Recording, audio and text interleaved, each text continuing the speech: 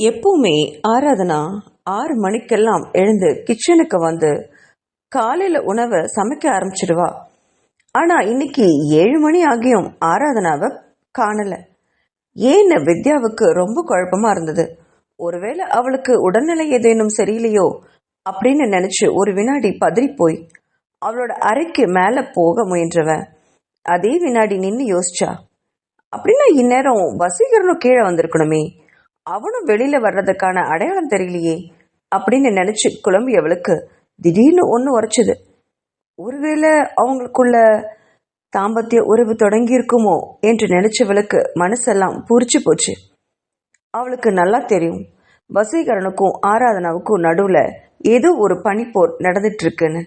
ஆனாலும் ஒருவரை ஒருவர் விட்டு கொடுக்காம வாழ்ந்துட்டு இருந்த நம்பிக்கையில என்னைக்காவது ஒரு நாள் அவங்க வசீகரன் ஆராதனாவை ஏத்துக்கிட்டு வாழ்வான்னு நம்பி இருந்தா. அது இன்னைக்கு நடந்துருச்சுன்னு நினைச்சவளுக்கு சந்தோஷம் வந்தது. உடனே ஆராதனோட அறைக்கு போற எண்ணத்தை கைவிட்டவ காலையில டிஃபன் செய்யறதுல மும்முரமானா. வேலைக்கார அம்மாவை வச்சு எல்லா வேலையும் மடமடன்னு செஞ்சா. அப்படி செய்யும் போது அவ மனசுல பல எண்ணங்கள் ஓடிட்டு இருந்தது. கூடிய சீக்கிரத்திலே இந்த வீட்டுல 3 திருமணங்கள் நடக்க முடிவாயிருக்கு. இந்த 3 பேரும் வந்ததுக்கு அப்புறம் அவங்களுடைய தாம்பத்திய உறவை பார்த்து ஆராதனோட மனசுல ஏதாவது சங்கடம் பொறாம பிறந்துடுமோன்னு பலமுறை யோசிச்சிருக்கா. ஆனா இன்னைக்கு அது அத்தனையும் உடைஞ்சிருச்சு. அவளுக்கு அது ரொம்ப பெரிய நிம்மதியா இருந்தது. இந்த வீட்டுல போட்டி பொறாமைன்னு எந்த வகையிலும் எதுவுமே வரக்கூடாது கடவுளேன்னு மனசார வேண்டிக்கிட்டா வித்யா. அப்போ ஹால்ல கார்த்திக் வர்ற ஓசை கேட்டு பதறி போனான். ஏன்னா கார்த்திக் வந்த உடனே வசீகரனோட அறைக்கு தான் போவான். ஐயோ, இவன் மேல போறான் என்று நினைச்சவ கிச்சன்ல இருந்து வேகமா வெளியில ஓடி வந்தா. அவன் நினைச்சது மாதிரியே கார்த்திக் விசில் அடிச்சுக்கிட்டு மாடிப்படி மேல ஏறிட்டு போயிட்டு இருந்தான். அதை பார்த்த வித்யா, டேய் கார்த்திக், டேய் நில்லுடா. வித்யாவோட குரல் கேட்கவும் சட்டுன்னு நின்று திரும்பி பார்த்த கார்த்திக் விசில் அடிக்கிறத நிறுத்திட்டு, என்னம்மா வீடெல்லாம் மணமணங்குது, கேசரி ஏதாவது செஞ்சீங்களா என்றான். திருட்டு பையன், வீட்டுக்குள்ள வந்தோடனே எப்படி மோப்பம் பிடிக்கிறான் பாரு என்று மனசுல செல்லமா திட்டினவ, ஆமாடா உனக்கு தான் வச்சிருக்கேன், வா வா வந்து சாப்பிடலாம் என்றாள். இல்லம்மா, மணி இப்பவே 7:30 ஆயிடுச்சு, ஆல்ரெடி நான் லேட், இன்னும் பாஸ் எந்திரிக்கவே இல்லை போல இருக்கு, இன்னைக்கு ஆஃபீஸில் முக்கியமான மீட்டிங் வேற சொல்லியிருக்காரு, நான் போய் அவரை கூட்டிட்டு போறணும், இல்லாட்டி உங்க பையன் என்னை உண்டு இல்லைன்னு ஆக்கிடுவாரு என்றான் கார்த்திக். அது அப்புறம் பார்த்துக்கலாம், நீ கீழே இறங்கி வாடா என்றாள். சும்மா இருங்கம்மா, எங்கள் பாஸ் பற்றி உங்களுக்கு எதுவும் தெரியாது, அவர் வேலையில் ரொம்ப ஸ்ட்ரிக்ட், அப்புறம் என்னைத்தான் வாங்குன்னு வாங்குவார், நான் போய் அவரை எழுப்பி விட்டுட்டாது வந்துடுறேன் என்றாள். டேய் கார்த்திக், சொன்னா கேளுடா, கீழே இறங்கி வா, நான் உனக்கு கேசரி மட்டும் இல்லடா ரவா லட்டும் செஞ்சு வச்சிருக்கேன், வாடா என்றாள். ரவா லட்டுன்னு சொன்னதும் ஒரு வினாடி படியிலிருந்து யோசிச்சான் கார்த்திக். தனக்கு ரவா லட்டு பிடிக்கும்னு உணர்ந்த வித்யா அடிக்கடி அதை செய்வா. கை கடிகாரத்தில் மணியை திருப்பி பார்த்தான். எப்படியும் மணி 7:30 ஆயிடுச்சு, நானே இன்னைக்கு லேட்டாக தான் வந்திருக்கேன், எப்படியும் பாஸ்கிட்ட இருந்து 4 டோஸ் வாங்க வேண்டி இருக்கும், திட்டு வாங்கறதுன்னு முடிவாயிடுச்சு, அதை ரவா லட்டை சாப்பிட்டுட்டே திட்டு வாங்கலாமே என்று நினைச்சவன் படியிலிருந்து திரும்பி வந்து வித்யாவை மடன்னு பார்த்து, எங்கேம்மா ரவா லட்டு என்று கேட்டான். அவன் கீழே வந்ததும் அவன் கையை பிடிச்சி இழுத்துட்டு போய் கிச்சனுக்கு போய் அங்கே தட்டு நிறைய ரவா லட்டை எடுத்து வச்சு அவன்கிட்ட நீட்டினான். அதை பார்த்து ரொம்ப ஆச்சரியம் அடைஞ்சான் கார்த்திக். என்னம்மா, ஒரு தட்டு நிறைய லட்டு வச்சிருக்கீங்க, இவ்வளவும் எனக்கா என்று வாயை பிளந்தான். ஆமாடா, எல்லாமே உனக்கு தான், வா வந்து மெதுவாக உட்காந்து சாப்பிடு என்றாள். அந்த ரவா லட்டையை பார்த்ததும் கார்த்திக்கோட வாயில எச்சில் உரிச்சு. ஒரு ரவா லட்டு சாப்பிட்றதுக்கு எப்படியும் 2 நிமிஷம் போட்டாலும் இத்தனை ரவா லட்டை சாப்பிட்றதுக்கு லேட் ஆகிடுமே அப்படின்னு யோசிச்சுவேன். அம்மா, இப்போ எனக்கு ஒன்று போதும், நான் போய் பாஸை மட்டும் எழுப்பிட்டு வந்துடுறேன் என்று மறுபடியும் ஒரு ரவா லட்டை எடுத்துக்கிட்டு கிச்சனுக்கு விட்டு வெளியே போக ஆரம்பிச்சான். உடனே அவனை தடுத்து நிறுத்தினான் வித்யா. டேய், இப்போ என்னடா அவசரம், இங்கே வா, நான் உனக்கு ஒரு விஷயம் சொல்கிறேன் என்று அவனுடைய கையை பிடிச்சு இழுத்து டைனிங் டேபிளில் உட்கார வச்சு ரவா லட்டு தட்டையும் அவன்கிட்ட தள்ளினான். பிறகு அவன் பக்கத்தில் அவளும் ஒரு நாற்காலி போட்டு உட்கார்ந்தா. முதல்ல இதை நீ சாப்பிடு, இப்போ போய் வசீகரனை எழுப்பாதடா என்றாள். ஏன் எழுப்பக்கூடாது, நீங்கள் ஏதோ எனக்கு திட்டம் போடுறீங்க, என்னை பாஸ்கிட்ட இருந்து திட்டு வாங்க வைக்கிறீங்க என்று தன் அம்மாவை திட்டியபடியே ரவா லட்டை சாப்பிட்டு இருந்தான். அதை கேட்ட வித்யா சிரிச்சா. இங்கே பாரு, நான் உன் நல்லதுக்கு தான் சொல்கிறேன், அவனை போய் இப்போ நீ எழுப்பின, இப்போ தான் அவனை திட்டுவான். நீ பேசாமல் இங்கே உட்காந்து இந்த லட்டை முழுசாக சாப்பிட்டேன்னா அவன் கொஞ்ச நேரத்தில் அவனே எழுந்து வந்துடுவான். நீ வராமல் இருந்ததுக்கு உனக்கு பாராட்டு தான் கிடைக்கும் என்றாள் பூடகமாக. ஒன்றும் புரியாமல் கார்த்திக் விழிச்சான். என்னமோ சொல்கிறீங்க, எனக்கு ஒன்றும் புரியலையே என்று நினைச்சவன் கிச்சனை திரும்பி பார்த்தான். ஆமாம், இவ்வளோ நேரம் ஆச்சு, ஆராதனா எங்க அப்படின்னு சட்டுன்னு கேட்டான். வித்யாவோட முகம் சிவந்து போச்சு. அவளும் தான் வசீகனுடைய ரூம்ல இருந்து இன்னும் வரல என்றால் தயங்கியபடி. கார்த்திக்கு இப்ப விஷயம் புரிஞ்சிருச்சு. உடனே பக்குன்னு சிரிச்சான். மகனையும் மருமகளையும் எங்கிட்ட இருந்து காப்பாத்துறதுக்காக தான் இவ்வளவு ரவாலடா, இது எனக்கு என்ன லஞ்சமா என்று கேட்டான். அவன் மண்டையில நங்குன்னு போட்டா வித்யா. பேசாம சாப்பிட்றா, இங்க 2 பேரும் எப்ப வராங்களோ வரட்டும், நீ சாப்பிடு, ஆஃபீஸ்க்கு சாப்பிட்டுட்டு நீ கிளம்புற வழியை பாரு என்றாள். சரி சரி, நான் அவங்கள டிஸ்டர்ப் பண்ணவே மாட்டேன், எப்படியோ என் தலை இன்னைக்கு தப்பிச்சுது என்று நினைச்சவன் ரவா லட்டை ரசிச்சு சாப்பிட்டான். அதை பார்த்து உள்ள மகிழ்ந்தா வித்யா. அதை பார்த்த பாரே கர்ணனும் வந்து சேர்ந்தாரு. அவருக்கும் விஷயம் புரிஞ்சுது. சிரிச்சபடி கார்த்திக்கோட தட்டுல இருந்து ஒரு ரவா லட்டை எடுத்தும் அவனும் சாப்பிட்டு சந்தோஷப்பட்டாரு. ஆஃபீஸில் இருந்த நிரஞ்சனாவுக்கு ரொம்ப குழப்பமா இருந்தது. ஏதோ ஒரு தப்பு நடந்திருக்கிறது போல அவன் மனசு சொல்லிக்கிட்டே இருந்தது. மணி கிட்டத்தட்ட 10 ஆயிடுச்சு. ஆனால் இன்னும் ஆராதனாவும் வசீகரனும் அலுவலகத்துக்கு வரவே இல்லை. கார்த்திக்கிடம் போய் எவ்வளோ கேள்வி கேட்டாலும் அவன் வாயிலிருந்து ஒரு வார்த்தை கூட வரல. மேலும் சிபியை வேற நேற்று வேற டிபார்ட்மெண்ட்டுக்கு மாற்றியிருக்கான். இதையெல்லாம் கணக்கிட்டு பார்த்த நிரஞ்சனாவுக்கு ஒரு சந்தேகம் வந்துச்சு. ஒருவேளை அவங்களுக்குள்ள ஏதாவது தாம்பத்திய உறவு தொடங்கிடுச்சோ அப்படின்னு நினைச்ச அந்த நிமிடம் அந்த எண்ணமே அவளுக்கு கோபத்தை ஏற்படுத்துச்சு. உடனே அவ நிஷாவுக்கு ஃபோன் பண்ணான். மறுபக்கம் ஃபோனை எடுத்த நிஷா குழப்பம் அடைஞ்சா. நிரஞ்சனா சொன்னதை முழுசும் கேட்டவ சிந்திக்க ஆரம்பிச்சா. ஒருவேளை அது உண்மையா இருக்கலாம், நீ எச்சரிக்கையா இருக்கிறது தான் நல்லது நிரஞ்சனா எப்படின்னு நிஷாவும் சொன்னான். எனக்கு ஒன்றும் புரியல நிஷா, நான் ஏன் எச்சரிக்கையா இருக்கணும்? என்னை வேலையிலிருந்து தூக்கிடுவாரா இந்த வசீகரன் என்று நிரஞ்சனா கேட்டா. அப்படி இல்லை, ஒருவேளை உன்னையும் வேற டிபார்ட்மெண்ட்டுக்கு மாற்றலாம் இல்லையா? கணவனும் மனைவியும் ஒன்று சேர்ந்துட்டாங்கன்னா நான் சொன்னது நடக்கிறதுக்கு வாய்ப்பு இருக்கு. அதனால வசீகரன் வந்த உடனேயே அவனை பேச விடாத. உனக்கு எதுவும் பெரிய பிரச்சனைன்னு சொல்லி அவன் மனசை மாத்து என்றாள் நிஷா. ஃபோனை வச்ச நிரஞ்சனாவுக்கு என்ன பண்றதுன்னு புரியல. கிட்டத்தட்ட 1 மணி நேரம் கழிச்சு ஆராதனாவும் வசீகரனும் ஒரு வழியா அலுவலகத்துக்கு வந்து சேர்ந்தாங்க. அவங்க உள்ள வந்த விதத்தை பார்த்த உடனே நிரஞ்சனாவுக்கு புரிஞ்சிருச்சு. வசீகரன் ஆராதனாவை பார்க்கும் பார்வை, ஆராதனா வெக்கத்தால முகம் சிவக்கிறது. அப்பப்பா, அலுவலகமே சினிமா காட்சி போல இருந்தது. அதை பார்க்க நிரஞ்சனாவுக்கு வயிறெல்லாம் எரிஞ்சுது. இதையெல்லாம் நீடிக்க விடவே கூடாதுன்னு மனசுல முடிவு பண்ணான். அதே நேரம் கொஞ்ச நேரம் கழிச்சு வசீகரனோட அறைக்கு போனான். அப்பதான் நிரஞ்சனா அவன் கிட்ட வந்தா. அவளை பார்த்ததும் வசீகரன் அதிர்ந்து போனான். என்னாச்சு நிரஞ்சனா, கண்ணெல்லாம் செவந்திருக்கே, முகமெல்லாம் வீங்கிருக்கு, ஏதாவது பிரச்சனையா என்று கவலையோட கேட்டான். அதை கேட்ட உடனே நிரஞ்சனா ஓன்னு அழ ஆரம்பிச்சிட்டா. வசீகரனுக்கு என்ன பண்றதுன்னு புரியல. அட, என்னாச்சு, ஏன் இப்படி அழற, முதல்ல சொல்லு என்றான். வசி வசி எனக்கு உயிர் வாழவே பிடிக்கல, செத்து போயிடலாம் போல தோணுது என்றாள். அந்த வார்த்தை வசீகரனை அதிர வச்சது. என்னாச்சு, வா வா வந்து இப்படி உட்காரு என்று நாற்காலியில அவனை உட்கார வச்சவ. நான் கடன் வாங்கினல்ல, அந்த ஆளுங்கள்லாம் இன்னைக்கு வீட்டுக்கு வந்துட்டாங்க, ரொம்ப மிரட்டினாங்க என்றாள்.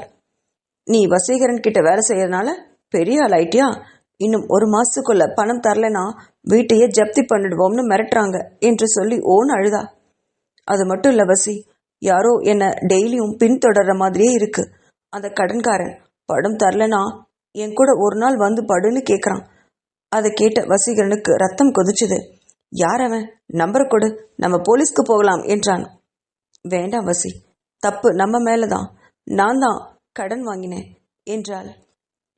சரி, அந்த மொத்த கடனும் எவ்வளோன்னு சொல்லு என்று கேட்டான். வேண்டாம் வேண்டாம், என் கடனை நான் தான் அடைக்கணும், அம்மா நகையெல்லாம் விற்க ஏற்பாடு பண்ணிட்டு இருக்காங்க என்றாள் மௌனமாக. உங்களால் எனக்கு ஒரு உதவி மட்டும் செய்ய முடியுமா என்றாள். என்ன வேணும் சொல்லு என்றான். எனக்கு தனியாக போகிறதுக்கு ரொம்ப பயமாக இருக்குது, அலுவலகத்தில் தான் பாதுகாப்பாக இருக்கேன், கொஞ்ச நாளைக்கு என்னை வேற டிபார்ட்மெண்ட்டுக்கு எதுவும் மாற்றாதங்க, சாயங்காலம் வீட்டுக்கு என்னை நீங்களே டிராப் பண்ண முடியுமா என்றாள். அந்த வார்த்தையில வசீகரன் உள்ளுக்குள்ள அதிர்ந்து போனான். அவளை வேற டிபார்ட்மெண்ட்டுக்கு மாத்த தான் இன்னைக்கு அவன் திட்டம் போட்டிருந்தான். அடிப்படைக்கே இவ கை வைக்கிறாளே என்று மனசுல நினைச்சான். ஆனா அவளுடைய அழுகை பார்த்ததும் மனம் கரைஞ்சு போச்சு. சரி, 1 மாசம் தானே, பரவாயில்ல, நான் இருக்கேன் என்றான். நிரஞ்சனா நிம்மதியா வெளியேறினா. ஆனா வசீகரன் தலையை பிடிச்சுக்கிட்டான். இப்போ வீட்டில் போய் ஆராதனாவுக்கு என்ன சொல்ல போறேனோ அப்படின்னு குழம்பினான். ஷோ, இதெல்லாம் என்னடா பொழப்பு அப்படின்னு மனசுல ஆராதனாவை நினைச்சு சிரிச்சான். எல்லாரும் என்ன பார்த்து பயப்படுறாங்க, ஆனா இந்த ராட்சசிக்கு நம்ம பயப்படணுமா அப்படின்னு மனசுல சொல்லிக்கிட்டான். ஆராதனா தன்னோட அலுவலக அறையில உட்கார்ந்தபடி ஏதோ ஃபைல பார்த்துக்கிட்டு இருக்க. அப்போ கதவை தட்டிக்கிட்டு உள்ள வந்தாங்க தன்யாவும் ஜனனியும். அவங்க 2 பேரையும் பார்த்து புன்னகைச்சா ஆராதனா. என்னக்கா, ஆபீஸ் காதல் மழையில நினைது அப்படின்னு கிண்டலா கேட்டா ஜனனி. அவ கேட்டதுல முகம் சிவந்தா ஆராதனா. அதை பார்த்த தன்யா ஜனனிய திரும்பி பார்த்து சிரிச்சா. பிறகு அவளுடைய எதிர் நாற்காலில வந்து உட்கார்ந்தாங்க 2 பேரும். பொங்கல் அன்னைக்கு அவங்க வீட்டுக்கு வந்ததுமே ஆராதனாவுக்கும் அந்த 3 பொண்ணுங்களுக்கும் நல்ல அந்யோன்யம் ஏற்பட்டிருந்தது. அது மட்டும் இல்லாம வசீகரனும் ஆராதனாவும் சேரணும்னு எல்லாரும் ரொம்ப சந்தோஷமா ஆசைப்பட்டாங்க. அது நடந்ததும் ஜனனிக்கும் தன்யாவுக்கும் சந்தோஷம் தாங்க முடியல. அலுவலகம் வந்ததிலிருந்து வசீகரனையும் ஆராதனாவையும் பார்த்துக்கிட்டு தான் இருந்தாங்க 2 பேரும். அங்கங்க சந்திக்கிறதும் பார்வையிலே பேசிக்கிறதுமா அலுவலகமே இன்னைக்கு இவங்களை பத்தி தான் பேசிட்டு இருக்கு. வசீகரன் இப்படியெல்லாம் சிரிச்சு அவங்க பார்த்ததே இல்லை. எல்லாத்துக்கும் காரணம் ஆராதனா தான் என்று நினைச்ச தன்யா ஜனனியை அழைச்சிக்கிட்டு ஆராதனாவை கிண்டல் பண்றதுக்கு அவளோட அறைக்கே வந்துட்டா. இப்போ அப்புறம் நைட்டெல்லாம் நல்லா தூங்குனீங்க போல இருக்கே என்றாள் நக்கலோட ஜனனி. அதை கேட்டதும் முகம் சிவந்து போச்சு. உங்களுக்கு 2 பேருக்கும் வேற வேலையே இல்லையா? என்கிட்ட வந்து உங்க வேலையை காட்ட ஆரம்பிச்சிட்டீங்களா என்று செல்ல கோபத்தோட கேட்டா ஆராதனா. ஆனா அந்த கோபம் கொஞ்சம் சிரிப்போட இருந்ததுனால மற்ற 2 பேரும் அதை கேட்டு சிரிச்சாங்க. சரி சரி, உன்னோட முக சிவப்பை பார்த்தாலே தெரியுது நேத்து என்னெல்லாம் நடந்துச்சுன்னு என்று கிண்டல் அடிச்சபடி கொஞ்ச நேரம் பேசிட்டு இருந்துட்டு வெளியில போனாங்க 2 பேரும். அலுவலக நேரம் முடியும் நேரம் வரைக்கும் நிரஞ்சனா வசீகரனை சுத்தி சுத்தி வர்றதை பார்த்து எரிச்சல் அடைஞ்சா ஆராதனா. இன்னும் வசீகரன் அவளை தங்கிட்ட இருந்து விளக்கவே இல்லைன்ற கோபம் அவ மனசுல தீயா எரிஞ்சுது. அப்போ அவளை தேடி வசீகரன் வந்தான்.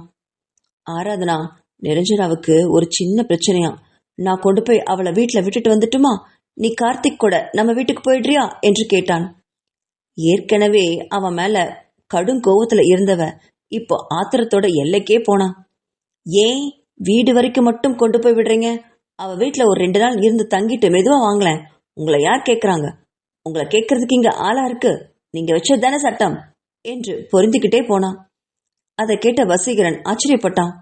டேங்கப்பா, என்னம்மா பட்டாசு மாதிரி வெடிக்கிறா என்று மனசுக்குள்ள நினைச்சவன் அவ பக்கத்துல வந்து அவ கன்னத்தை தொட்டான். தொட்ட கைய தட்டி விட்டா ஆராதனா. இங்க பாருங்க, என்ன ரொம்ப எரிச்சல கிளப்புறீங்க. அவளை வேற டிபார்ட்மெண்ட்டுக்கு மாத்தி விடுங்கன்னு காலையில சொன்னேனா இல்லையா? அதை செய்யாததோடு இல்லாம இப்ப வந்து அவளை வீட்டுக்கு கொண்டு போய் விடுறேன்னு சொல்றீங்க. நீங்க பண்றதெல்லாம் கொஞ்சம் கூட சரியில்லை. என்னமோ பண்ணுங்க, எப்படி இருந்தாலும் நீங்க வீட்டுக்கு தானே வந்தாகணும். அங்க பேசிக்கிறேன் என்றபடி அவனை விட்டு வேகமா வெளியேறினா. எப்பா, ஆராதனாவா இது? இவ்வளோ தைரியமா பேசுறாளே என்று நினைச்சிட்டு அவ போறதே பார்த்துக்கிட்டு இருந்தான் வசீகரன். தன்னோட அறையை விட்டு வெளியே வந்த ஆராதனாவை கார்த்திக் பின்தொடர்ந்தான். ஹேய் ஆராதனா, இரு, பாஸ் உன்னை வீட்டுல டிராப் பண்ண சொல்லிருக்காரு. உன்னை டிராப் பண்ணிட்டு வந்துதான் நான் வன்யாவை கூட்டிட்டு போகணும். வா, சீக்கிரம் வா, போலாம் என்றான் அவசரமாக. ஒரு வினாடி நின்னு அவனை திரும்பி பார்த்தா ஆராதனா. கார்த்திக் அவன் வருங்கால மனைவிய எவ்வளவு பொறுப்பா அவளுடைய வீட்டுல கொண்டு போய் விடுறான். தான் கணவனும் இருக்கானே, தன்னை விட்டுட்டு வேறொரு பொண்ணை கூட்டிட்டு போறான் என்று நினைச்சவளுக்கு மனசு பத்தி எரிஞ்சுது. கார்த்திக்க நிதானமா ஒரு வினாடி பார்த்தவ, வேண்டாண்ணா, நீங்க வன்யாவை கூட்டிட்டு போங்க, நான் பஸ்ல ஏறி போயிடுறேன், எனக்கு வீடு தெரியும் தானே என்றவள் ஒரு வினாடி கூட நிற்காம அங்கிருந்து போனான். ஏய் ஆராதனா, ஏய் நில்லு என்று கார்த்திக் எவ்வளவோ முறை அழைச்சு கூப்பிட்டு பார்த்தான். ஆனா அவன் நிற்கவும் இல்லை, திரும்பி பார்க்கவும் இல்லை. அலுவலகத்துல இருக்கிறவங்க தான் தங்களை ஒரு மாதிரி பார்க்கவும் ஆராதனாவை பின்தொடர்ந்து போறத நிறுத்திட்டான் கார்த்திக். விறுவிறுன்னு கோவமா வேகமா பஸ் ஸ்டாண்டு பக்கம் வந்தவளுக்கு மூச்சு வாங்கியது. வசீகரன் இன்னைக்கு செஞ்சது அவளுக்கு சுத்தமா பிடிக்கல.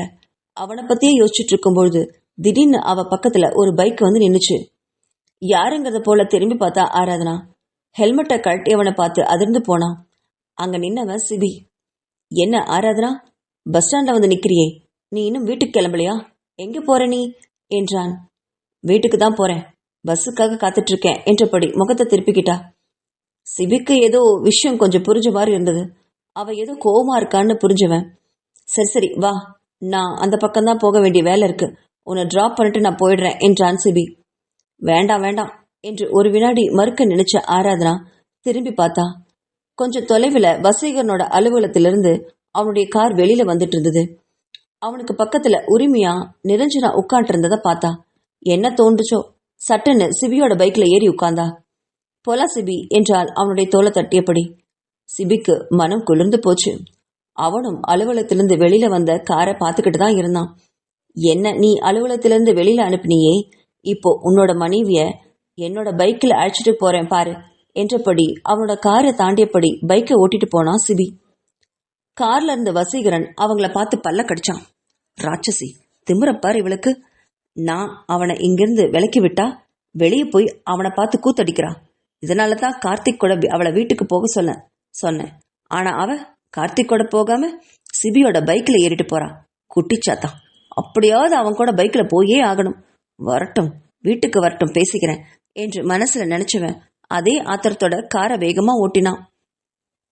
பக்கத்துல இருந்த நிரஞ்சனா வசீகரன் கிட்ட குழஞ்சு குழஞ்சு ஏதோ பேசிக்கிட்டே வந்தா. ஆனா வசீகரனுக்கு அதுல எதுவுமே கவனம் போகல. அவ பேச்ச காது கொடுத்து அவன் கேட்கவே இல்லை. அவன் நினைவு முழுவதும் ஆராதனா சிபி கூட இப்ப பைக்கில் போயிட்டு இருக்காளே அப்படிங்கறதெல்லாம் இருந்தது. அவன் எங்கெல்லாம் அவளை கூட்டிட்டு போறானோ அப்படின்னு நினைச்சுக்கிட்டே வண்டியை ஓட்டினான் வசீகரன். அவன் வசியோட காரை தாண்டும் போது அவன் பார்த்த பார்வை இன்னமும் வசீகரனுக்கு வயிற்றுல புளிய கரைச்சுது. நிஷாவோட வீட்டுல நிஷா ஹால்ல குறுக்கும் நெடுக்குமா நடந்துகிட்டு இருந்தா. அவளுக்கு இப்ப ஏதோ தப்பா பட்டுச்சு. ஒருவேளை வசீகரனும் ஆராதனாவும் இணைஞ்சிட்டா அவளுடைய குட்டு மொத்தமும் அத்தனையும் வெளிப்பட்டுடுமே. அதை எப்படியாவது தடுக்கணும்னு நிரஞ்சனா அலைபேசியில பேசி வச்சது முதல் யோசிச்சுக்கிட்டே இருந்தா நிஷா. திடீர்னு அவளுக்கு ஒரு சின்ன நினைவு வந்தது. சிபிக்கு அலைபேசியில அழைச்சு பேசினான். மறுபக்கம் போனை எடுத்த சிபி, ஹலோ நிஷா மேடம். என்ன மேடம் இப்படி ஆயிடுச்சு? நான் வேற ஏதேதோ பிளான் போட்டேன், என்ன இப்படி வேற டிபார்ட்மெண்ட்டுக்கு வசீகரன் மாத்திட்டாரே என்று அழுது புலம்பினான். அதை கேட்ட நிஷா, பரவாயில்ல விடுங்க சிபி, நாம் ஆபீஸ்ல இருந்து வேலை செய்யறதை விட வெளியிலிருந்து ஆராதனாவை மடக்கிறதுதான் புத்திசாலித்தனம். நீங்க உங்க வேலை முடிஞ்சதும் சாயங்காலமா வசீகரன் ஆராதனா இருக்கிற ஆபீஸ்க்கு பக்கம் போய் பாருங்க. முடிஞ்சா ஆராதனாவை சந்திக்கிறதுக்கு சந்தர்ப்பம் கிடைக்குமான்னு கொஞ்சம் யோசிச்சு முயற்சி பண்ணி பாருங்க. ஆபீஸ்ல கூட சந்திக்க வேண்டாம், ஆராதனாவை எங்கேயாவது ஹோட்டல் பார்க் அப்படி இப்படின்னு போக முடியுதான்னு பாருங்க. கூட செல்ஃபி எடுத்துக்கோங்க, அதுதான் நமக்கு நல்லது என்று யோசனையை கூறினான் நிஷா. அவ ஒரு கணக்கு வச்சிருந்தா. இந்நேரம் நிரஞ்சனா வசீகரன் கிட்ட பொய்யா நடிச்சு அவனை ஏமாத்திருந்தா சாயங்காலம் வசீகரன் நிரஞ்சனாவை அழைச்சிட்டு அவன் வீட்டுக்கு போவான். அதை பார்த்த ஆராதனாவுக்கு கோவம் வரும். கண்டிப்பா அங்க நமக்கு ஒரு வாய்ப்பு கிடைக்கலாம்னு கணிச்சிருந்தா. அதன்படிதான் இப்போ நடந்துகிட்டு இருக்கு. வீட்டுக்கு வந்த வசீகரன் ஆராதனாவை தேடினான். ஆனா அவ இன்னும் அலுவலகத்திலிருந்து வரவே இல்லை என்று அவளை அம்மா சொன்னதும் அவன் ஆத்திரத்தோட எல்லைக்கே போனான். தன்னோட அறைக்கு கோவமா போய் கதவை சாத்திக்கிட்டவன் தான் அறையில குறுக்கும் நெடுக்குமா குளிக்கூண்டு மாதிரி நடந்துட்டு இருந்தான். எப்பவுமே தன்னோட மருமகள் 6 மணிக்கெல்லாம் அலுவலகத்திலிருந்து வந்துருவாளே, இன்னும் அவளை காணலையேன்னு வித்யாவும் அடிக்கடி கடிகாரத்துல மணியை பார்த்துட்டு இருந்தா. கிட்டத்தட்ட 8 மணிக்கு மேலதான் ஆராதனா வீட்டுக்கே வந்தா. அதை பார்த்து அதிசயப்பட்டா வித்யா. இப்பதான் கணவனுக்கும் மனைவிக்கும் பிரச்சனை சரியாயிட்டு இருக்கு அப்படின்னு நினைச்ச வேலையில ஆராதனா இப்படி பண்ணது வித்யாவிற்கு வருத்தத்தை கொடுத்துச்சு. என்னம்மா இவ்வளோ லேட்டு, என்னாச்சு என்று கேட்ட தன் மாமியார் கிட்ட, ஒன்னும் இல்லத்த, ஆபீஸ்ல கொஞ்சம் வேலை, அதான் லேட் ஆயிடுச்சு என்றாள். ஓ, ப்ராஜெக்ட் தயாரிக்கிற இடத்துக்கு போயிருந்தியாமா? நான் கூட என்னமோ ஏதோன்னு பயந்துட்டேன். சரி சரி போய் குளிச்சுட்டு வா, வசீகரனுக்கு டிஃபன் எடுத்து வைக்கலாம் என்றவள். நீயும் ரொம்ப அசதியா இருக்க போல இருக்கேம்மா, போ குளிச்சுட்டு வா, சாப்பிடலாம் என்று தன்னோட மருமகளையும் வசீகரன் இருந்த அறைக்கு அனுப்பி வச்சா. படி ஏறும்போதே ஆராதனாவுக்கு கை காலெல்லாம் உதர்ச்சு. வசீகரன் அதுக்குள்ளே வந்துட்டானா? அதுக்குள்ள எப்படி வர முடியும்? நிரஞ்சனா எப்படி விட்டா? அவ கணக்குப்படி பார்த்தா நைட்டு 10 மணிக்கு மேலதான் வசீகரன் வந்திருக்கணும் என்று எதிர்பார்த்திருந்தா. அதனாலதான் சிபி ஹோட்டலுக்கு காஃபி சாப்பிட கூப்பிட்டதும் உடனே போனான். எப்படியும் வசீகரன் நிரஞ்சனா கூட கூத்தடிச்சுக்கிட்டு இரவு தாமதமாகத்தான் வருவான். நாம ஏன் அவனுக்காக காத்திருக்கணும்? நானும் சந்தோஷமா இருக்க போறேன் அப்படின்னு வசீகரன் மேல இருந்த கோவத்துல சிபி கூட காஃபி சாப்பிட போனான். காஃபி சாப்பிட்டுட்டு முடிச்சதும் அவன் பார்க்குக்கு கூப்பிட்டான். மறுக்க தோணுது ஆராதனாவுக்கு. ஆனாலும் ஏதோ மனசுல ஒரு பிடிவாதம். அவனோட பார்க்கில் போய் உட்கார்ந்தா. வல வலன்னு சிபி பேசும் பேச்சுக்களை சகிக்க முடியாம கேட்டுட்டு இருந்தா ஆராதனா. அவ கவனம் முழுவதும் வசீகரன் நிரஞ்சனா கூட இப்ப என்ன பண்ணிட்டு இருப்பான்? ஒருவேளை 2 பேரும் மறுபடியும் பழைய காதலர்களா ஜோடி போட்டு சுத்துவாங்களோ என்றெல்லாம் கற்பனை குதிரையை ஓட்டிட்டு இருந்தா ஆராதனா. இருக்கட்டும், எப்படியும் நைட்டு வீட்டுக்கு தானே வந்தாகணும், அப்ப பேசிக்கிறேன் என்று மனசுல கருவிட்டு இருந்தா. அப்படியே யோசிச்சுட்டு இருக்கும்போது நேரம் போனதே தெரியல. திடீர்னு கை கடிகாரத்தை பார்த்தவ அதிர்ந்து போனா. மணி 7:30 தாண்டி இருந்தது. அவசரமா எழுந்துவ, சிபி வீட்டுல அத்தையும் மாமாவும் தேடுவாங்க, நான் வீட்டுக்கு சீக்கிரம் கிளம்புறேன் என்றாள். அவளை தடுத்தான் சிபி. அட இரு, நானே கொண்டு வந்து விடுறேன் என்றவன் வீட்டுக்கு பக்கத்திலேயே பைக்கில் கொண்டு வந்து விட்டுட்டு போனான். அத மேல இருந்து வசீகரன் பார்த்துக்கிட்டு தான் இருந்தான். ஆத்திரத்துல பல்ல கடிச்சான். வரட்டும் ராட்சசி, சொல்ற பேச்ச துளி கூட கேட்கறதில்ல என்றவன் அவளுக்காக காத்துட்டு இருந்தான். மெதுவா அரை கதவை தட்டிப்படி உள்ள நுழைஞ்ச ஆராதனா. அவளை பார்த்து தீயா முறைச்சான் வசீகரன். ஏண்டி, உனக்கு அறிவுங்கிறதே கிடையாதா? நான் தான் உன்னை கார்த்திக்கோட வீட்டுக்கு வர சொல்லியிருந்தேன்ல, அதுக்குள்ள அந்த சிபி கூட சேர்ந்து ஊரை சுத்திட்டு வந்துட்டியா? உனக்கு என்னடி அவ்வளோ திமிர்? அவன் சொன்னதும் அவளுக்கும் எகிரிட்டு வந்த. நீங்க சொல்றத மட்டும் நான் கேட்கணுமா? என்ன மட்டும் சொல்றீங்க? நீங்க மட்டும் அவளை கூட்டிட்டு ஊர் ஊரா சுத்தலையா? நானும் போனா போகுதுன்னு பார்த்தா நீங்களும் நிரஞ்சனா கூட இருக்கிற பழக்கத்தை விடுற மாதிரி தெரியல. அதனாலதான் நானும் சுத்துறேன். நீங்க என்ன பண்றீங்களோ அதை தானே நானும் பண்ணுவேன் என்றாள் பிடிவாதமாக. அதை கேட்டவனுக்கு கோவம் தலைக்கேறிச்சு.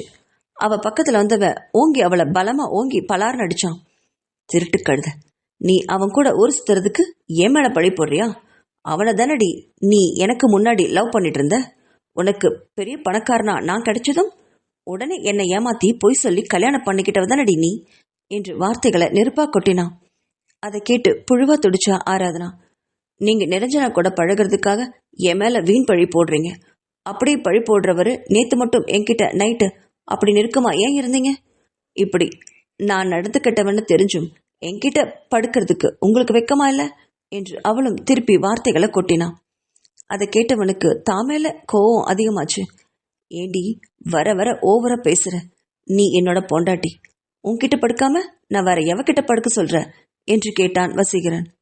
அதான் உங்களோட ஆசை காதலிய கார்ல உட்கார வச்சு சுத்தினீங்களே, அவ கூட போய் படுக்க வேண்டியது தானே. அவகிட்ட இல்லாதது என்கிட்ட என்ன இருக்கு என்று அவன் அடிச்ச கன்னத்தை பிடிச்சபடி கண்கள்ல நீரோட திமிரோட பேசினா ஆராதனா. அவளை அடிச்சது அவனுக்கே குற்ற உணர்வாகத்தான் இருந்தது. ஆனா ஆராதனாவுடைய வார்த்தைகள் அவனுக்கு இன்னும் கோபத்தை தான் அதிகப்படுத்துச்சு. ஆமாண்டி, நான் தாலி கட்டின பொண்டாட்டி நீ தானே. என்னதான் என்ன நீ ஏமாத்தி கல்யாணம் பண்ணிக்கிட்ட. பணக்காரன் மட்டும் வேணும், அவன் கிட்ட படுக்கிற உரிமை மட்டும் உனக்கு கசக்குதோ? அது மட்டும் இல்லடி, கணவன் அப்படிங்கிற உரிமை எனக்கும் இருக்கல்ல, அதை நான் என்னைக்குமே மாத்திக்க மாட்டேன் என்றவள் அவ கையை பிடிச்சு இழுத்தான். ஆராதனா அவனுடைய கையை தட்டி விட்டா. ஆனா வசீகரனுக்கும் இத்தனை பேச்சு தன்கிட்ட பேசினவளை சும்மா விட மனசே விடல. அவளை பிடிச்சு இழுத்தவன் கட்டாயப்படுத்தி அவளை கட்டி பிடிச்சான்.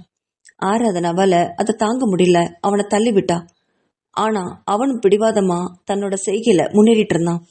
அவள் மறுக்க அவளை தூக்கிட்டு வந்து படுக்கையில போட்டான் வசீகரன். படுக்கையிலிருந்து எழ முயன்றவளை பலவந்தமா பிடிச்சு நிறுத்தி அவள் மேல படுத்தவன், என்கிட்ட இல்லாதது அந்த சிபி கிட்ட உனக்கு என்னடி இருக்கு? உனக்கு என்ன தேவையோ அதை நானே கொடுக்கறேன் என்றவள் அவளை அதுக்கு மேல பேச விடல. நேத்து அவ்வளவு அழகா மலர்ந்த காதல் இன்னைக்கு கடிச்சு குதறி இருந்தான் வசீகரன். அவனுக்கு ஆராதனாவை விட்டு மனசே இல்லை. அவள் தடுக்க அவனுடைய கோபமும் ஆத்திரமும் அதிகமாச்சு. அவனுக்கு எப்படி இவ்வளவு வெறி வந்ததுன்னு அவனுக்கே புரியல. அன்னைக்கு இரவு முழுவதும் அவளை அவன் விடவே இல்லை. அவ்வளவு முரட்டுத்தனமா ஆராதனா கிட்ட நடந்துகிட்டு இருந்தான் வசீகரன். அவ கண்கள்ல இருந்து கண்ணீர் வர்றத பார்த்துமே அவளை விட தோணல. என்ன பேச்செல்லாம் பேசுறா, இவளெல்லாம் சும்மா விடவே கூடாதுங்கிறது மட்டும்தான் அவன் மனசுல இருந்தது. மேலும் நிரஞ்சனாவையும் தன்னையும் அவ எப்படி சேர்த்து வச்சு பேசலாம்? இவள் தானே தன்னை ஏமாத்தி கல்யாணம் பண்ணிக்கிட்டா. இப்போ இவதான் இத்தனை கஷ்டங்களையும் அனுபவிக்கணும்னு வக்ரமா நினைச்சான் வசீகரன். அதனால இன்னைக்கு அவளை பலவந்தமா தன் உடைமை ஆக்கிக்கிட்டான் வசீகரன். நாட்கள் இப்படியே போயிட்டு இருந்தது. தினமும் நிரஞ்சனாவை வசீகரன் கொண்டு போய் வீட்டில் விட்டுட்டு வந்தான். வசீகரனுக்கு ஆராதனா மேல கோபம். அந்த கோபத்தை எப்படியாவது காட்டணும்னு நினைச்சான்.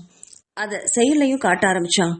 அதே மாதிரி ஆராதனாவுக்கும் வசீகரன் செய்யறது சுத்தமா பிடிக்காதனால அவளுமே சிபி கூட டெய்லியும் சாயங்காலம் அவனையும் வந்து கூட்டிட்டு போக சொன்னான். இப்படி 2 பேருமே ஏட்டிக்கு போட்டியா நடந்துட்டு இருந்தாங்க. ஆனா இரவு என்ன நடந்தாலும் தன்னோட மனைவிய நாடுறத வசீகரன் கைவிடவே இல்லை. ஆராதனா எத்தனையோ தடவை இரவுல அவனை தடுத்து பார்த்திருக்கா. ஆனா அவனுடைய உரிமைய அவன் ஒவ்வொரு முறையும் நிலைநாட்டவும் ஒவ்வொரு முறையும் அவன்கிட்ட தோற்ற வலி ஆராதனாவுக்கு பல மடங்கு அதிகமாக்கிட்டே போச்சு. அந்த வலியை போக்குறதுக்காகவே வீம்போட சிபி கூட தினமும் வெளியில போயிட்டு வந்தான். இது வசீகரனுக்கு அதிக கோவத்தை தான் கொடுத்தது. அவங்களுடைய வீட்டு திருமண நாளும் நெருங்கிட்டு வந்தது. வித்யாவும் கர்ணாவும் எல்லாருக்கும் புது துணியும் புது நகைகளையும் வாங்கி குவிச்சாங்க. அவங்க ஏற்பாடு செஞ்சிருந்தது போலவே அவங்களுடைய வீட்டிலேயே 3 பேருக்கும் உறவினர்களை வரவழைச்சு பிரம்மாண்டமா திருமணத்தை நடத்தி முடிச்சாங்க. அந்த திருமணத்துல வசீகரனும் ஆராதனாவும் மற்றவங்களுக்காக சந்தோஷமா வலம் வந்தாங்களே தவிர 2 பேரும் ஒருத்தர் புரிஞ்சுக்கவே இல்லை. கல்யாண நாள் அன்னைக்குமே நிரஞ்சனாவை வரவழைச்சிருந்தான் வசீகரன். அதை பார்த்து சிபிய ஆராதனாவும் கூப்பிட்டு இருந்தா. இவங்களுக்குள்ள நடக்கிற போராட்டத்தை கார்த்திக்கும் மற்றவங்களும் கவனிச்சுக்கிட்டு தான் இருந்தாங்க. ஆனா யார்கிட்டயும் எதை பத்தி சொல்லவோ அறிவுறுத்தவோ அவங்களுக்கு தயக்கமா இருந்தது. கார்த்திக் ஜாடமாடையா வசீகரனுக்கு அறிவுறுத்த தான் செஞ்சான். ஆனா அவனும், உன் வேலை பார் கார்த்திக், என்னோட விஷயத்துல அதிகமா மூக்க நுழைக்காதன்னு ஸ்ட்ரிக்டா சொல்லிட்டான். அதிலிருந்து கார்த்திக்கும் வசீகரன் அந்த விஷயத்துல தலையிடுறத நிறுத்திட்டான். அவனுக்கும் திருமண வேலைகள் அதிகமா இருந்ததுனால கொஞ்சம் விட்டு பிடிக்கலான்னு நினைச்சிருந்தான். இடையில வன்யாவும் தன்யாவும் ஆராதனாவுக்கு எவ்வளவோ புத்தி சொல்லி பார்த்தாங்க. ஆனா அவளுமே வசீகரனை பழிவாங்க நினைச்சிருந்தா. அதுக்காகவே சிபி கூட வெளியில சுத்த ஆரம்பிச்சிருந்தா. யார் சொல்றதையும் ஆராதனா கேட்கவே இல்லை. நாட்கள் இப்படியே கடந்துட்டு போயிட்டு இருந்தது. 3 பேருக்கும் கல்யாணம் நடந்து முடிஞ்சதுனால அவங்கவுங்க ஜோடியோட ஹனிமூன் போயிட்டு வந்தாங்க. வித்யாவும் கர்ணாவும் வசீகரனை ஆராதனாவையும் ஹனிமூனுக்கு அனுப்ப முயற்சி பண்ணாங்க. ஆனா 2 பேருமே அதை மறுத்துக்கிட்டாங்க. வாழ்க்கை இப்படியே போயிட்டு இருந்தது. திடீர்னு ஒரு நாள் ஆராதனாவுக்கு நாட்கள் தள்ளி போச்சு. அதை உணர்ந்த அவ ரொம்ப திடுக்கிட்டா. ஏன்னா அன்னைக்கு நிரஞ்சனாவும் நிஷாவும் சொன்னதைப்படி பார்த்தா அவ கர்ப்பமா இருக்க வாய்ப்பே இல்லையே. ஏதோ டென்ஷன்ல நாட்கள் தள்ளி போயிட்டு இருக்கு போல இருக்கு அப்படின்னு நினைச்சவ அதை அப்படியே விட்டுட்டா. ஆனா 2 மாசம் முடிஞ்சு அவன் வாந்தி எடுக்க ஆரம்பிக்கவும் ரொம்பவுமே பயந்து போனா ஆராதனா. யார்கிட்டையும் எதுவும் சொல்லாம பக்கத்தில் இருக்கிற மருத்துவமனைக்கு போய் உடலை பரிசோதிட்டு வந்தவளுக்கு ஆச்சரியம் காத்திருந்தது. அவ கருவுற்று இருந்தா. அவளால அதை நம்பவே முடியல. அப்படின்னா வசீகரனுக்கு எந்த பிரச்சனையும் இல்லையா? தான் வசீகரனோட குழந்தைக்கு அம்மாவாக போகிறோமோ அப்படின்னு நினைச்சவளுக்கு சந்தோஷம் தாங்கவே முடியல. இதை எப்படி வசீகரன் கிட்ட சொல்றது? ஏன்னா இப்போ 2 பேருக்குள்ளேயும் பேச்சுவார்த்தை ரொம்பவுமே குறைஞ்சிருந்தது. ஆனா இரவில் நடக்கும் அந்த தாம்பத்திய உறவிற்கு மட்டும் வசீகரன் தடை போடுறதே இல்லை. என்ன ஆனாலும் ஆராதனா தான் பக்கத்துல தான் படுக்கணும், தான்கிட்ட அவ உறவு வச்சுக்கணுங்கிறதுல ரொம்ப உறுதியா இருந்தான். எந்த நேரத்திலும் இரவில் ஒரு நிமிஷம் கூட அவளை விட்டு விலகவே மாட்டான். ஆனா விடிஞ்சதும் அவ முகத்தை பார்க்கவே மாட்டான். அதுவே ஆராதனாவுக்கு ரொம்ப பெரிய வலியை கொடுத்திருந்தது. இப்போ இந்த விஷயத்த பத்தி எப்படி சொல்றதுன்னு யோசிச்சா. தனக்கான நேரம் இரவுதான்னு முடிவு செஞ்சவ பல்ல கடிச்சுக்கிட்டு அந்த விஷயத்த யார்கிட்டயும் சொல்லாம தனக்கு வரும் வாந்திய யாருக்கும் தெரியாம எடுத்துக்கிட்டு அன்றைய பொழுத போக்கினா ஆராதனா. அன்னைக்கு சாயங்காலம் அலுவலகத்திலிருந்து சிவி கூட சுத்தாம நேரத்தோடய வீட்டுக்கு வந்துட்டா அவ. ஆனா வசீகரன் இன்னும் வரல. நிரஞ்சனா வீட்டுக்கு போயிருப்பான் அப்படின்னு மனசுல கசப்போட நினைச்சா. சிபி விஷயம் எதுவும் தெரியாத வித்யா அவள் வழக்கத்துக்கு மாறா சீக்கிரமா வந்ததை பார்த்து ஆச்சரியம் அடைஞ்சா. என்னம்மா இன்னைக்கு ரொம்ப சீக்கிரமா வந்துட்ட? ஏன் உடம்பெல்லாம் களைச்சு போய் தெரியற? முகமெல்லாம் சோர்வா இருக்கே. வா வந்து ஏதாவது சாப்பிடுன்னு அன்பா சொன்னான். டைனிங் டேபிள்ல பசியோட உட்கார்ந்தவளுக்கு வித்யா எடுத்து வச்சிரு. உணவை வாயில வைக்கிறதுக்குள்ள வயிற்ற குமட்டிட்டு வெளியில வந்துச்சு. அத மிகவும் சமாளிச்சபடி, எனக்கு ஒன்றும் வேண்டாத்த, தலையெல்லாம் ரொம்ப வலிக்குது, கொஞ்ச நேரம் போய் ரெஸ்ட் எடுக்கிறேனே என்று சமாளிச்சவ தான் அறைக்கு வந்து படுத்தா. இரவு ரொம்ப நேரம் கழிச்சுதான் கண்ணு விழிச்சா. அப்பவுமே வசீகரன் வீட்டுக்கு வரல. இன்னுமா நிரஞ்சனா கிட்ட இருந்து பிரியறதுக்கு இவனுக்கு மனசு வரல என்று நினைச்சவளுக்கு ஆத்திரம்தான் வந்துச்சு. படுக்கையில எழுந்து உட்கார்ந்தவளுக்கு தலையெல்லாம் சுத்துச்சு. ரொம்ப பசிச்சுது. ஆனா சாப்பிட முடியல. இப்பவே வசீகரனை பார்க்கணும் போல ஒரு உந்துதல். என்னைக்கும் இல்லாம இன்னைக்கு அவனோட அலைபேசிக்கு கூப்பிட்டா ஆராதனா. 2-3 ரிங்குகள் போன பிறகுதான் அந்த பக்கம் போனை எடுத்தான் வசீகரன். ஹலோ, என்ன விஷயம், சீக்கிரம் சொல்லு என்று எடுத்த உடனே எரிஞ்சு விழுந்தான். அவ பேச வாய் எடுக்கிறதுக்குள்ள பக்கத்துல நிரஞ்சனாவுடைய குரல். அங்க என்ன பண்றீங்க வசி? சீக்கிரம் என்னோட பெட்டுக்கு வாங்க. என்னோட நிலைமை தெரியாம இப்படி இருக்கீங்களே என்றாள். அந்த அவளுடைய குரல்ல உறைஞ்சு போன ஆராதனா. அப்படின்னா வசீகரன் நிரஞ்சனாவோட படுக்கை அறையில இருக்கான். அவனுக்கு இந்த நேரத்துல அவகிட்ட என்ன வேலை? மணியை திருப்பி பார்த்தா மணி இரவு 8 தாண்டி இருந்தது. மறுபக்கம் வசீகரனுடைய குரல். ஹேய் ஆராதனா, சீக்கிரம் சொல்லித்தல, என்ன விஷயம் என்றாள் எரிச்சோட. அந்த குரல்ல மனம் நொந்து போனா. ஒன்றும் இல்லைங்க, இன்னும் நீங்க வீட்டுக்கு வரலையேன்னு சும்மா ஃபோன் பண்ணி கேட்டேன், அவ்வளவுதான் என்றாள் மென்மையான குரல்ல. ஏன், நீ சிபி கூட ஊரை சுத்திட்டு சீக்கிரமா வந்துட்டியா? அதனால தான் இப்ப என்ன தேடுறியா என்று பேச்சில் விஷத்தை கக்கியவன் அதுக்கு மேல ஒன்னும் பேசாம போனை வச்சுட்டான். நான் வரும்போதுதான் வருவேன் அப்படின்னு சொன்னதும் இல்லாம படக்குன்னு போனை வச்சது அவளுக்கு ஒரு மாதிரி இருந்தது. அவன் பேசினதுல மனசெல்லாம் உடைஞ்சு போச்சு ஆராதனாவுக்கு. ஏன்னே தெரியாம அழுகை பொங்கிட்டு வந்தது. வசீகரன் அலைபேசியை அணைச்சதும் வித்யாவோட அழைப்பு அவளுக்கு வந்தது. சாப்பிட கீழே வர சொல்லி அவளை கூப்பிட்டு இருந்தா வித்யா. இல்லத்த, எனக்கு பசி இல்லை, ரொம்ப டயர்டா இருக்கு, நான் இப்படியே தூங்கிக்கிறேனே என்றாள். ஏய், ஏதாவது பிரச்சனையாடா?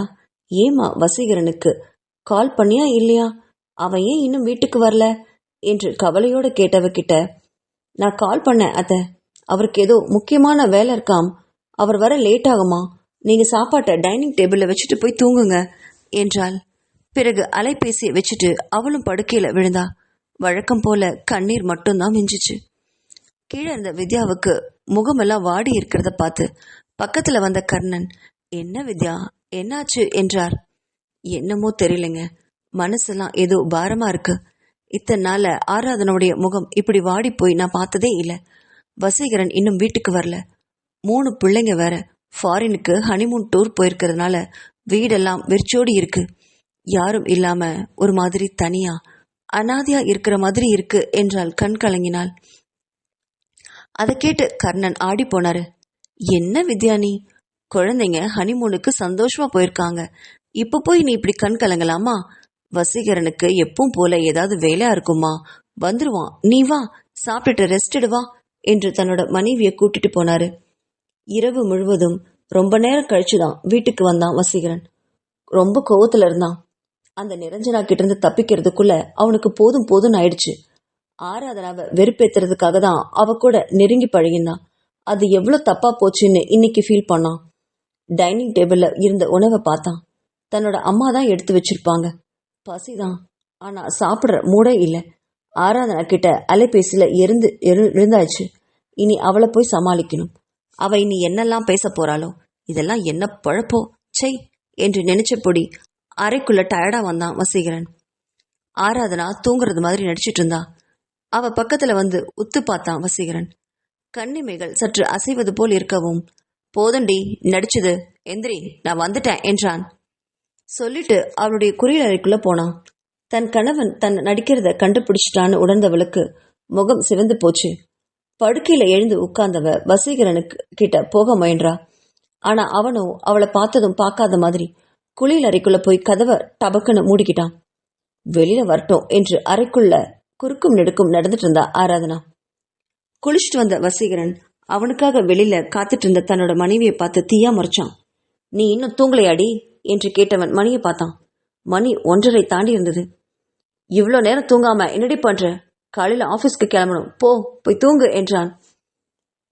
இல்ல, நான் உங்ககிட்ட கொஞ்சம் முக்கியமா பேசணும் என்று சொன்னவளை திரும்பி பார்த்து மறைச்சான்.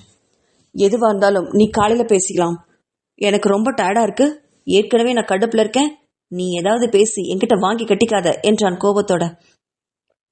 ஆனா ஆராதனாவுக்கு தான் கர்ப்பமா இருக்கிற விஷயத்த பத்தி சொல்லியே ஆகணும்னு தோணுச்சு. இதை எப்படி சொல்றதுன்னு நினைச்சவளுக்கு ஒரு வினாடி அமைதியா நின்னா. பிறகு அவன் படுக்கையில படுத்ததும் அவன் முன்னாடி வந்து நின்னவ, நான் இப்போ கர்ப்பமா இருக்கேன் என்று மென்மையாக உண்மையை போட்டு அடிச்சா. அவ சொல்றத நம்ப முடியாம திருன்னு விழிச்சான் வசீகரன்.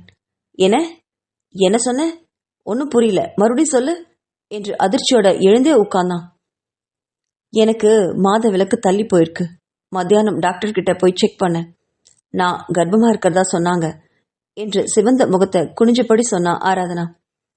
அதை கேட்டு ரௌதரமாவே மாறினா வசீகரன். ஆத்திரத்துல எழுந்து நின்னவன் அவளுடைய கூந்தலை முழுவதுமாக பிடிச்சான். எவ்வளவு திமிர் இருந்தா எனக்கு துரோகம் பண்ணிட்டு அதை என்கிட்டே வந்து சொல்லுவேன். உனக்கெல்லாம் வெக்கமாவே இல்லையாடி, நீ எல்லாம் என்ன ஜென்மமோ என்றான். அவளுக்கு தலையும் புரியல காலும் புரியல. இப்ப நம்ம என்ன தப்பா சொல்லிட்டோம்?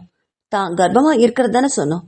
இதுல எங்கிருந்து வந்தது கேவலமும் வெக்கமும் என்று நினைச்சவள் புரியாம வசீகரனை பார்த்து விழிச்சா. அவளுடைய பார்வை உணர்ந்தவன் அவளுடைய முடிய இறுக்கமா பிடிச்சபடி அவ கண்ணத்தை அழுத்தமா பிடிச்சுக்கிட்டு தான் முகத்தருகே கொண்டு வந்தான். உனக்கு இப்போ ஒரு உண்மையை சொல்லட்டுமா? எனக்கு கொஞ்சம் வருஷத்துக்கு முன்னாடி ஒரு விபத்து நடந்தது. அதுல என்னுடைய ஆண்மையை நான் பறி கொடுத்துட்டேன். எனக்கு குழந்தையே பிறக்காதுன்னு டாக்டர் சொல்லிட்டாங்க. மெடிக்கல் சர்டிபிகேட் வச்சிருக்கேன். அப்படி இருக்கும்போது இது எப்படி ஆச்சு? இது என்னுடைய குழந்தை கிடையாது, இது யாருடையது என்று பற்களை கடிச்சபடி ஆக்ரோஷமா கேட்டான். அதை கேட்டு அதிர்ந்து போனா ஆராதனா.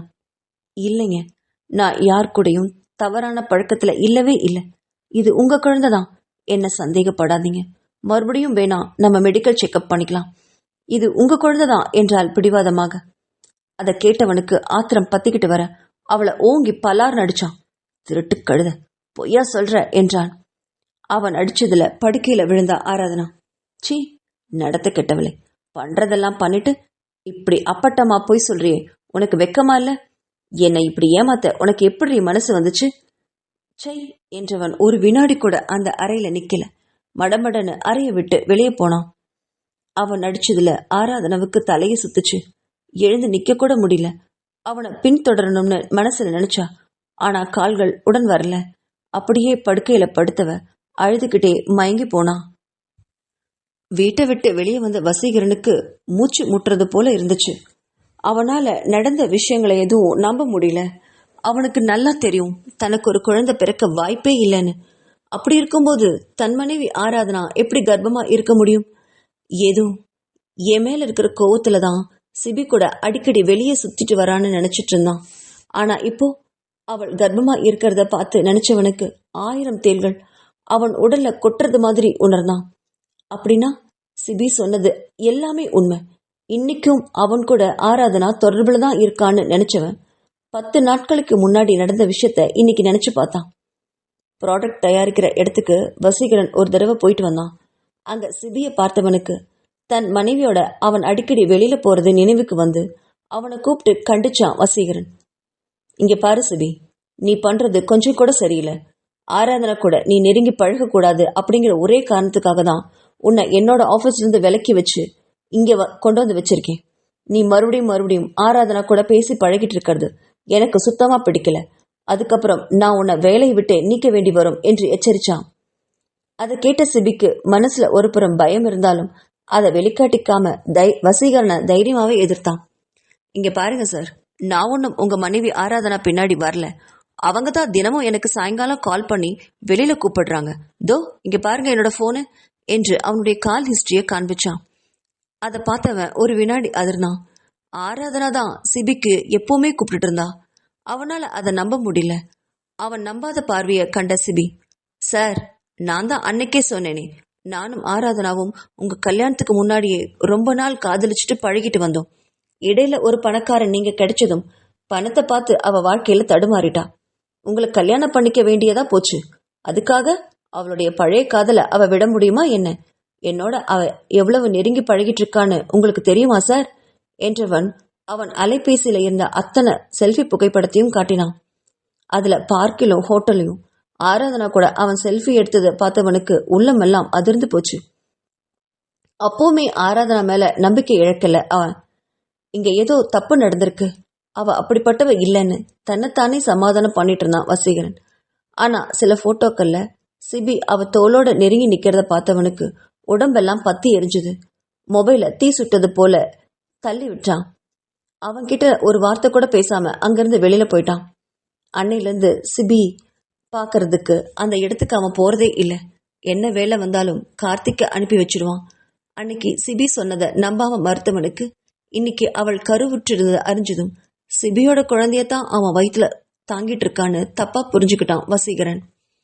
இந்த விஷயத்த பத்தி வீட்டுல எப்படி சொல்றதுன்னு அவனுக்கு ஒன்றும் புரியல.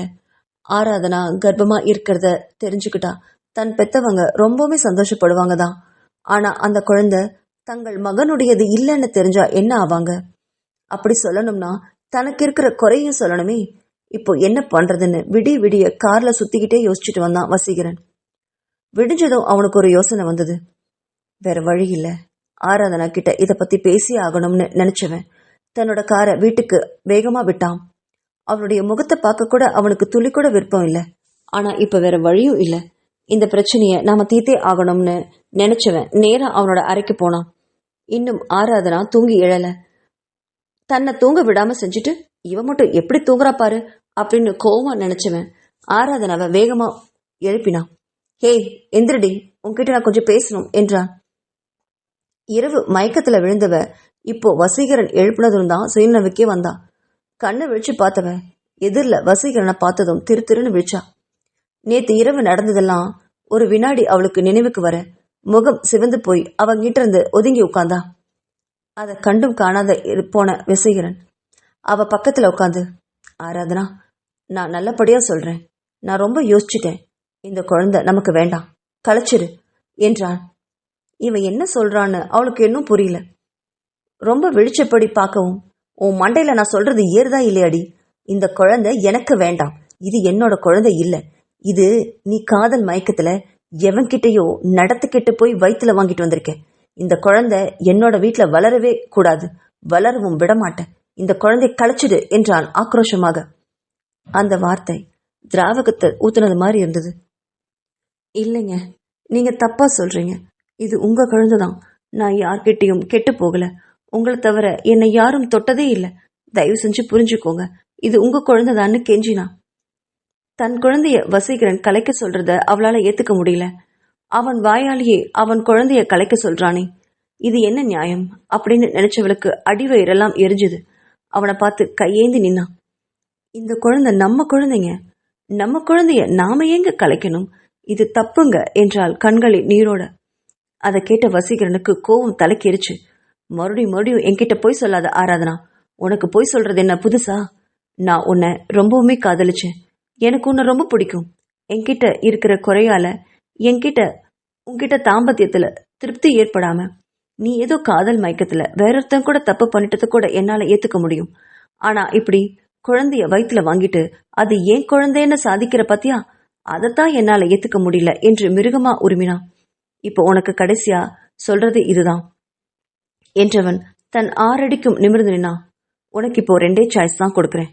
ஒன்னு, இந்த குழந்தைய கழிச்சிடு, நீ பண்ண தப்பையெல்லாம் நான் மன்னிச்சு விட்டுடுறேன், பழையபடி சந்தோஷமா வாழலைனாலும் ஊர் உலகத்துக்காகவாது கணவன் மனைவியா சாகர வரைக்கும் வாழ்ந்துட்டு போயிடலாம், அதுவும் என் மேல குறை இருக்கிறதுனால மட்டும்தான் இதுக்கு நான் சம்மதிக்கிறேன்.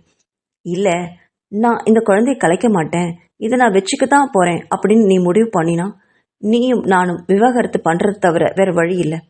என்னை விவாகரத்து பண்ணிட்டு நீ அந்த சிபி கூட போய் வாழ்ந்துக்கோ. ஏன்னா இந்த குழந்தை என்னுடையது இல்லை, சிபியோடையது. அட்லீஸ்ட் இந்த குழந்தையாவது சொந்த அப்பாவோட வளரட்டும். உனக்கு தேவையான பணத்தை நான் கொடுத்துடுறேன். இந்த 2ல எதை நீ முடிவு பண்றியோ இன்னைக்கு சாயங்காலத்துக்குள்ள எனக்கு அந்த முடிவை சொல்லிடு என்று எங்கோ பார்த்தபடி புலியா கர்ஜித்து விட்டு அந்த அறையை விட்டு வேகமா வெளியேறினான் வசீகரன்.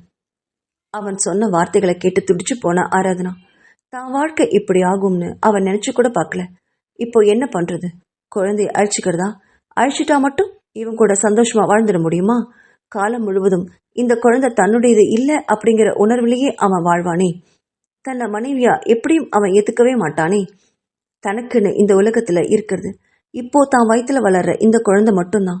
இது வசீகரனுடைய குழந்தைதான், அவளுக்கு நல்லாவே தெரியும். அப்படி இருக்கும்போது நான் ஏன் இந்த குழந்தைய கலைக்கணும்? இல்ல, இது என்னோட குழந்தை, எனக்கு மட்டும்தான் சொந்தம். இந்த குழந்தைய வளர்க்க என்ன பாடுபட்டாவது நான் போராடுவேன், கண்டிப்பா போராடுவேன் அப்படின்னு மனசுல உறுதி செஞ்சுக்கிட்டா ஆராதனா. அலுவலகத்திலிருந்து வந்ததும் வசீகரன் ஆராதனா கிட்ட இருந்து முகம் கொடுத்து கூட பேசல. அது அவளுக்கு ரொம்ப வேதனையா இருந்தது. இந்த குழந்தை அவனுடையதுதான், எவ்வளவு சொல்லியும் வசீகரன் கேட்கவே இல்லை. குழந்தையை அழிக்கிறதுக்கு அவ மனசு ஒப்பல. அவன்கிட்ட பேசி புரிய வைக்க வசீகரன் அவளுக்கு வாய்ப்பும் கொடுக்கல. இப்போ என்ன பண்றதுன்னு குழப்பமா இருந்தது. ஹனிமூன் போயிருந்த கார்த்திக்கும் மற்ற ஜோடிகளும் இன்னும் வீடு திரும்பல. ஒருவேளை கார்த்திக் இருந்திருந்தா இந்த பிரச்சனையை பத்தி அவன்கிட்ட சொல்லியிருக்கலாம். ஆனா அவங்க வர இன்னும் 10 நாட்களுக்கு மேல ஆகும். இப்போ என்ன பண்றதுன்னு யோசிச்சபடி உட்கார்ந்தா. அப்போ திடீர்னு கதவை தட்டிக்கிட்டு பியூன் உள்ள வந்தாரு. அம்மா, வசீகரன் சார் உங்களை கூப்பிடுறாரு அப்படின்னு சொன்னதும் ஒரு வினாடி திகைச்சு விழிச்சவ தன்னை ஒருவாறு சமாளிச்சுக்கிட்டு அவனுடைய அரை கதவை தட்டிக்கிட்டு உள்ள போனா. அவளை மேலும் கீழும் கூர்மையா பார்த்தான் வசீகரன். அழுது அழுது கண்கள்லாம் செவந்திருந்தது. அவ செஞ்ச தவறுக்கு நான் அல்லவா அழணும்? செய்யறதெல்லாம் செஞ்சுட்டு இப்படி அழுது சீன் போடுறாளே.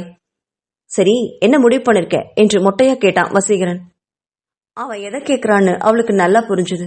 எதுவும் பேசாம தலை குனிஞ்சபடி நின்னா. உன்கிட்ட தாண்டி கேட்கிறேன். நான் உனக்கு 2 சாய்ஸ் கொடுத்தேனே, நீ அதுல என்ன முடிவு பண்ணிருக்கேன்னு கேட்டேன். குழந்தைய கலைக்க போறியா, இல்ல அதை வச்சுட்டு டிவோர்ஸ் வாங்கிட்டு சிபியை கல்யாணம் பண்ணிக்க போறியா என்றான். இங்க பாருங்க, இப்பவும் சொல்றேன், இந்த குழந்தை உங்களோடதுதான். எந்த காரணத்தை கொண்டும் இதை நான் கலைக்க மாட்டேன்னு சிவந்த கண்களோட உறுதியா சொன்னான். அதை கேட்டவன் ரொம்ப கடுப்பானான். ஓ, அப்படின்னா இந்த குழந்தைய வச்சுக்கிட்டு அந்த சிபியை கல்யாணம் பண்ணிக்க போறேன் அப்படித்தானே என்றான். நான் அப்படி சொல்லவே இல்லையே, இந்த குழந்தை உங்களோடதுன்னு மட்டும்தான் சொன்னேன். எனக்கு டிவோர்ஸ் எல்லாம் வேண்டாம். நான் உங்க கூட சாகர வரைக்கும் உங்க வீட்டுல ஒரு மூலையில வாழ்ந்துடுறேன். இந்த குழந்தைய நீங்க தொடக்கூட வேண்டாம், நானே பாத்துக்கிறேன். எனக்கு விவாகரத்து வேண்டாம் என்றாள் கேவலோட. அதை கேட்டு தான் இருக்கையிலிருந்து எழுந்து நின்றான் வசீகரன். இந்த மாதிரி வேறொருத்தனுடைய குழந்தைய வயிற்றுல சுமந்துக்கிட்டு கட்டின புருஷனோட வெக்கமே இல்லாம உன்னோட வாழ முடியும். ஆனா இந்த குழந்தைய பாக்குற ஒவ்வொரு நிமிஷமும் எனக்கு நரகத்துல இருக்கிற மாதிரி இருக்கும். நம்ம 2 பேரும் விவாகரத்து பண்ணிடுறதான் நல்லதுன்னு எனக்கு படுது என்றால் இறுகிய குரல்ல. அதை கேட்டவ அதிர்ந்து போனான். வேண்டாம் வசி, நான் சொல்றத கொஞ்சம் கேளுங்க என்றால் கெஞ்சலோட. இந்த வசிங்கிற பேரை கேட்டதும் ஆத்திரத்தோட எல்லைக்கே போனான். அவனை பார்த்து முறைச்சா. சி, வாய மூடு. இந்த மாதிரி என்ன பேர் சொல்லி கூப்பிடாத. எப்போ நடத்த கெட்டு போய் இன்னொருத்தன் குழந்தைய வயிற்றுல சுமதியோ அப்பவே உனக்கும் எனக்கும் இருக்கிற எல்லா உறவும் முடிஞ்சு போச்சு. இனி மரியாதையா சாரன்னு கூப்பிடுறதுதான் நம்ம 2 பேருக்கும் நல்லது என்றான். அதுக்கு மேல அவன்கிட்ட நின்னு ஆராதனா பேச துளி கூட விருப்பமில்லை. மௌனமா அறைய விட்டு வெளியே நடக்க ஆரம்பிச்சா. திடீர்னு அப்போ வசீகரனுடைய குரல். ஒரு நிமிஷம் நில்லு என்றான். நின்று அவனை திரும்பி பார்த்தா. நீ கர்ப்பமா இருக்கிற விஷயத்த பத்தி வீட்டுல யார்கிட்டயும் சொல்லாத. எவ்வளவு சீக்கிரம் முடியுமோ அவ்வளவு சீக்கிரம் நம்ம பிரிஞ்சிடலாம். நமக்கு சீக்கிரமா விவாகரத்து கிடைச்சிடும். ஆனா அதுக்கப்புறம் 6 மாசம், அது வரைக்கும் உன் வயிற்றுல வளர குழந்தைய எங்க அம்மா கிட்ட இருந்து மறைக்க முடியாது.